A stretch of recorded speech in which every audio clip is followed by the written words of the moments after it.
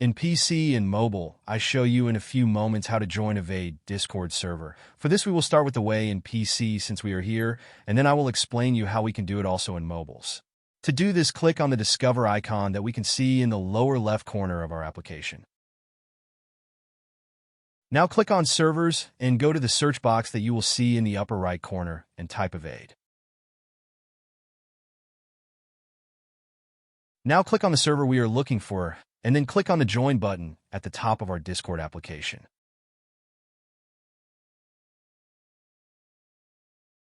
Congratulations, you are already inside the Discord server on PC. On mobiles, it is quite likely that you cannot do this same process as it does not usually show the option to discover. That's why I'll leave a link to access to this server in the description of this video. Simply access the description and click on it, and thereby automatically access the Discord server without doing anything else.